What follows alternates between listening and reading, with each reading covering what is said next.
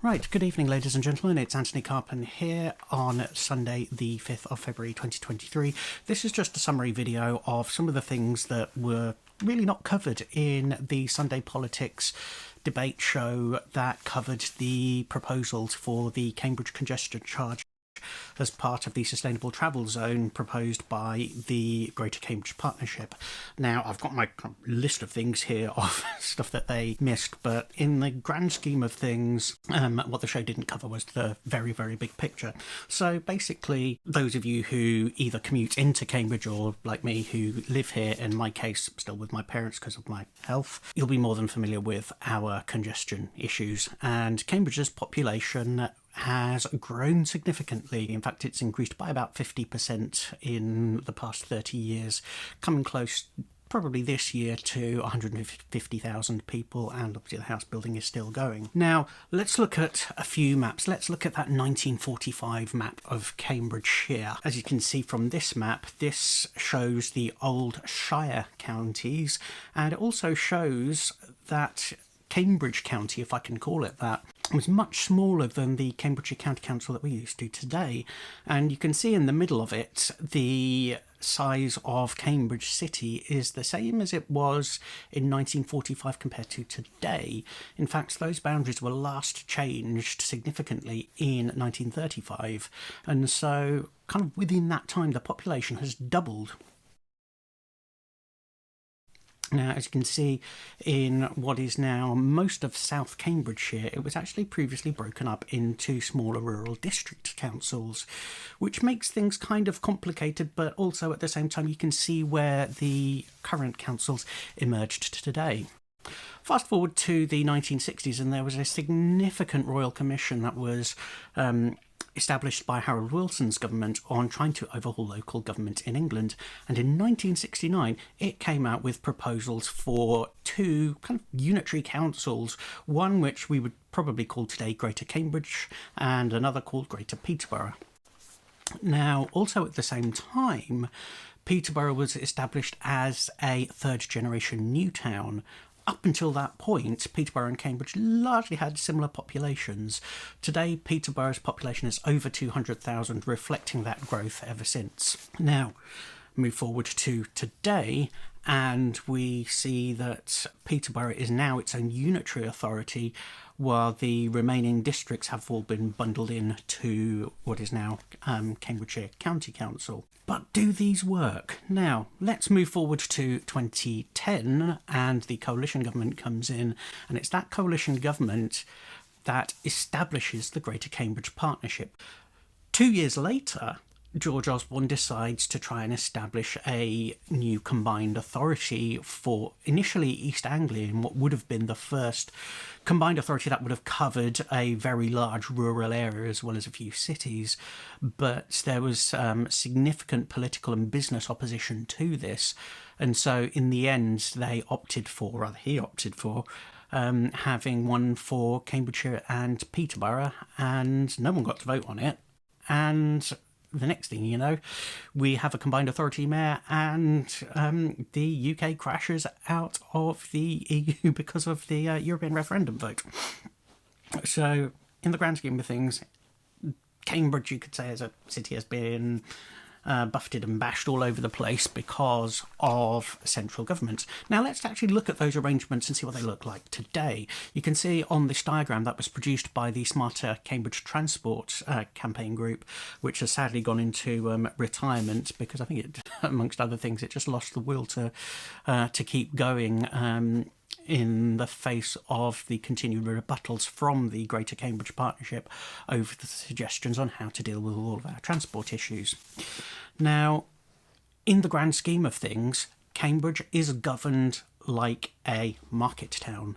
It is a lower level city council, and by that I mean it is a two-tier area where the county council covers some responsibilities such as roads and highways, and the city council covers things such as leisure and town planning. It didn't always used to be like that, because over the past 50, 70 years, different tiers of councils have covered different services.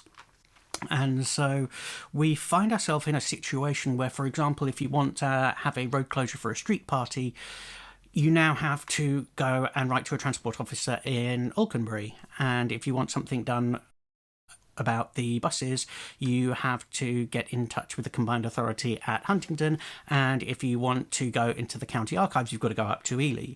So this concept that Cambridge is this great small global city, for me, is a nonsense. Cambridge is a city in name only, because too many of its functions and decisions that need to be made on some pretty important things are taken in places smaller and outside of the city as it is, and that makes it harder for ordinary residents to do scrutiny.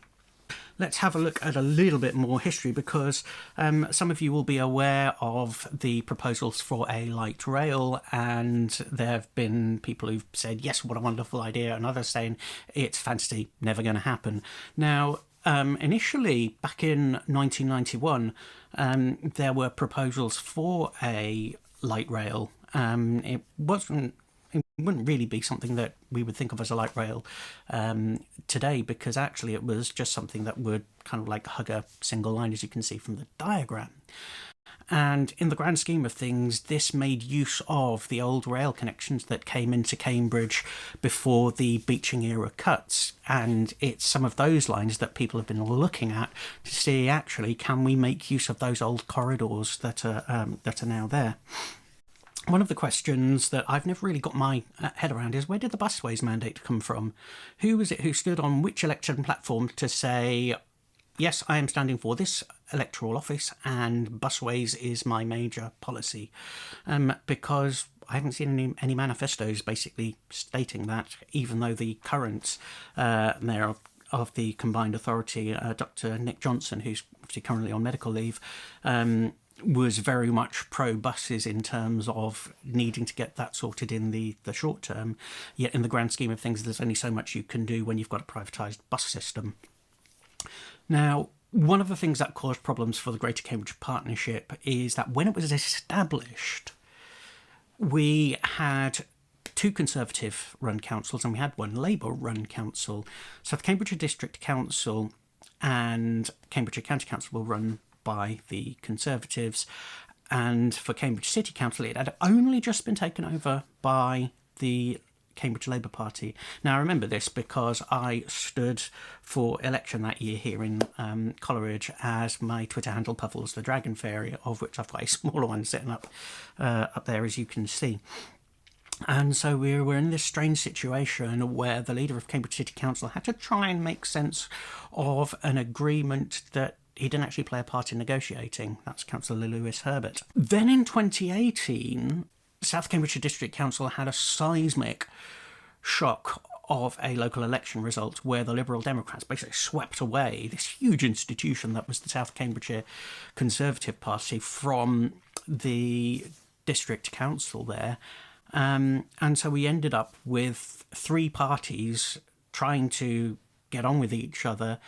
And the first mayor, Mayor James Palmer of the combined authority, who had, for a whole host of reasons, taken a very hostile view towards working with both the Greater Cambridge Partnership and also the transport officers of Cambridgeshire County Council. And he announced it before his actual election, saying he wouldn't be working with the County Council transport officers, which, as you can imagine, caused a whole host of issues. Fast forward to 2021, and obviously we have the pandemic still going on, and we had the lockdowns and the postponed elections, and we ended up with Cambridgeshire County Council coming under the governance of the joint administration of the Independents, Labour and the Liberal Democrats for the first time in a generation. And we also had the unexpected victory of Dr. Nick Johnson for Labour and the Cooperative Party, or do you remember the Cooperative Party bit at the end, in the mayoral elections. And that didn't really sit well with the direction of travel that the Greater Cambridge Partnership seemed to be going into. And there was the huge opportunity that those political parties had to change the direction of the Greater Cambridge Partnership in terms of its policies and major projects, but for whatever reason, they chose not to do it. And so one of the things that I took away from all of that, and with the huge amount of money that had been spent on consultancy fees for proposals and iterations and changes, is that the structure is broken. It doesn't matter which political party or which political alliance is in charge of local government in and around Cambridge, the structure that we've got is utterly broken and is not fit for purpose. Now, we know nationwide in England that local government is absolutely broken. We've had, 3 select committee reports. We've had the Public Accounts Committee saying very recently that the system of local government audit is broken. And that was after Eric Pickles swept away the Audit Commission, amongst other things. We had the Levelling Up Housing and Communities Select Committee that covers housing and local government, which said that local government finance is now unsustainable and needs significant and radical reform.